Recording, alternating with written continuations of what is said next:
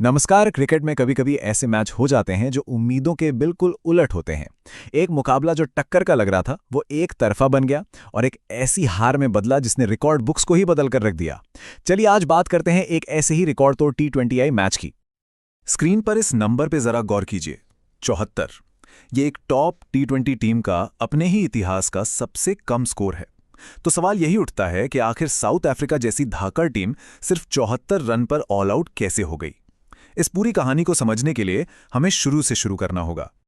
तो हुआ ये कि कटक में सीरीज के पहले T20I में भारत ने साउथ अफ्रीका को 101 रनों के एक बहुत बड़े अंतर से हरा दिया। मतलब ये सिर्फ एक जीत नहीं थी, ये पूरी तरह से एक डोमिनेशन था।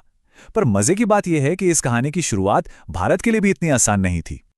इस शानदार जीत से पहले जब भारत बैटिंग कर रहा था तो उनकी अपनी पारी एक मुश्किल दौर से गुजर रही थी।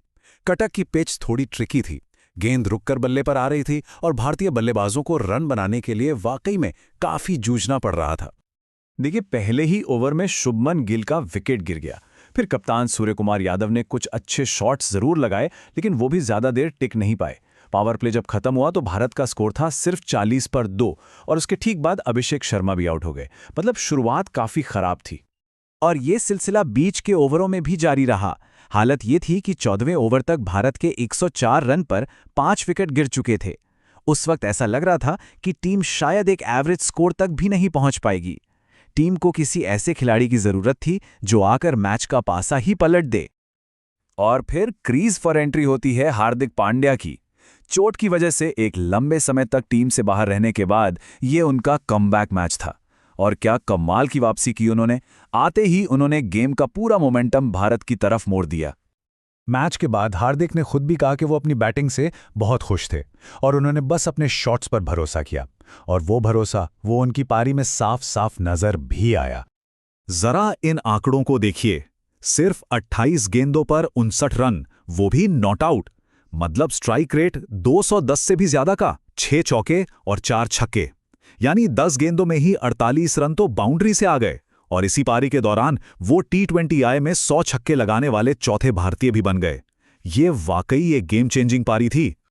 इस स्लाइड से पांड्या का असर बिल्कुल साफ पता चलता है। देखिए, पहले 15 ओवरों में भारत का रन रेट 7.6 का था, जो कि ठीक ठाक है। लेकिन आखिरी 5 ओवरों में पांड्या की बदौलत ये सीधा 10.6 रन प्रति ओवर पर पहुंच गया। उन्होंने अकेले ही भारत को एक मजबूत स्कोर तक पहुंचा दिया। तो हार्दिक पांड्या की इस तूफानी पारी की वजह से भारत ने 20 ओवर में बनाए 175 रन। उस मुश्किल पिच को देखते हुए ये एक बहुत ही अच्छा टोटल था। अब कहानी का दूसरा हिस्सा शुरू होता है। 176 रनों का टारगेट और सामने साउथ अफ्रीका की मजबूत बैटिंग लाइनअप। लगा था कि एक अच्छा मैच होगा, लेकिन उनके साथ जो हुआ वो किसी बुरे सपने से कम नहीं था। उनकी पारी शुरू होते ही ताश के पत्तों की तरह ढह गई। अर्शदीप सिंह ने नई गेंद से जो कहर बरपाया वो देखने लायक था। पारी की दूसरी ही गेंद पर क्विंटन डिकॉक आउट, तीसरे ओवर में ट्रिस्टन स्टब्स भी गए। फिर कप्तान मार्करम भी सस्ते में निपट गए। और जब हार्दिक पांड्या गेंदबाजी करने आए तो उन्होंने अपनी पहली ही गेंद पर खतरनाक डेविड मिलर को 0 पर आउट कर दिया। साउथ अफ्रीका की हालत इतनी खराब थी कि सिर्फ 4 बल्लेबाज ही डबल फिगर तक पहुंच पाए। डेवॉल्ट ब्रेविस ने सबसे ज्यादा 22 रन बनाए, लेकिन कोई भी बड़ी पार्टनरशिप नहीं हुई। पूरी टीम भारतीय गेंदबाजों के सामने बिल्कुल बेबस नजर आई। और नतीजा ये हुआ कि साउथ अफ्रीका T20I क्रिकेट में अपने सबसे कम स्कोर पर ऑल आउट हो गई। उनका पिछला सबसे कम स्कोर 87 था और वो भी भारत के खिलाफ ही था। ये एक ऐसा रिकॉर्ड है जिसे वो कभी याद नहीं रखना चाहेंगे। तो इस ऐतिहासिक हार के बीच कुछ व्यक्तिगत रिकॉर्ड्स भी बने और मैच के बाद एक बहुत बड़ा सवाल भी खड़ा हुआ जिस पर सबने खूब चर्चा की।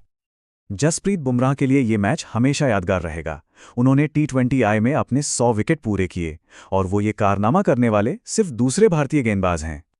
लेकिन जो बात बुमराह की इस उपलब्धि को और भी खास बना देती है वो ये है कि वो टेस्ट, वनडे और T20 यानी क्रिकेट के तीनों फॉर्मेट्स में 100 से ज्यादा विकेट लेने वाले पहले भारतीय गेंदबाज बन गए हैं। ये उनकी जबरदस्त कंसिस्टेंसी को दिखाता है। चलिए अब उस सवाल पर आते हैं जिसकी सब बात कर रहे थे। साउथ अफ्रीका ने टॉस जीतकर पहले गेंदबाजी क्यों चुनी? क्योंकि उन्हें उम्मीद थी कि दूसरी पारी में ओस यानी ड्यू आएगी, जिससे गेंद गीली हो जाएगी, गेंदबाजी मुश्किल होगी और बैटिंग आसान। लेकिन ऐसा कुछ हुआ ही नहीं। ड्यू का फायदा साउथ अफ्रीका को बिल्कुल नहीं मिला। मैच के बाद फैंस ने भी कई थ्योरीज दी कि क्या ग्राउंड पर एंटी ड्यू स्प्रे का इस्तेमाल हुआ था, या फिर आसमान में बादल होने की वजह से ओस नहीं पड़ी, या फिर बात सिर्फ इतनी थी कि साउथ अफ्रीका की बैटिंग ही बहुत खराब थी।